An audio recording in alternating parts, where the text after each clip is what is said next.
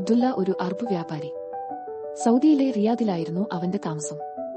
ഉണങ്ങിയ മണൽ തൂക്കുന്ന കാറ്റുകൾ, അകലെ കയറി നിൽക്കുന്ന ഖജൂർ മരങ്ങൾ, വെള്ളം അത്യന്തം വിലപ്പെട്ട ഒന്നായ മണ്ണിലാണ് അബ്ദുള്ളയുടെ ജീവിതം നിവർന്നത്.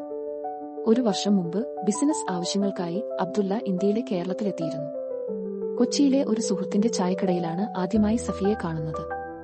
പാടം നിറഞ്ഞ കണ്ണുകൾ, അഭിമാനമുള്ള നിലാവ് നിറഞ്ഞ മുഖം, ശബ്ദത്തിൽ അതീവ നൈർമല്യം. അബ്ദുള്ളയ്ക്ക് സഫിയെപ്പറ്റി എന്തോ അവ്യക്തമായ ആകർഷണം തോന്നി.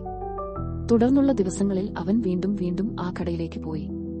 രണ്ടുപേരും സംസാരിച്ചു. സഫിയുടെ ജീവിതവും സമരങ്ങളും അവൻ മനസ്സിലാക്കി. അവൾ ഒരു സ്കൂൾ അധ്യാപികയായിരുന്നു. മരുഭൂമിയിലെ കുഞ്ഞിനുവേണ്ടി ഞാൻ മഴയെ കൊണ്ടുവരണം, അബ്ദുള്ള പറഞ്ഞു.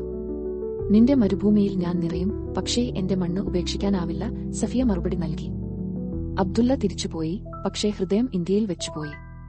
ഏതാനും മാസങ്ങൾക്കകം അബ്ദുള്ള വീണ്ടും ഇന്ത്യയിലെത്തി, ഇപ്പോൾ വിവാഹനിമിത്തം. സഫിയും അബ്ദുള്ളയും ചേർന്ന് രണ്ട് സംസ്കാരങ്ങളുടെ ഇടയിൽ ഒരു പാലം പണിതു. റിയാദിന്റെ മരുഭൂമിയിലും മലയാളത്തിന്റെ മഴ പെയ്യാൻ തുടങ്ങി.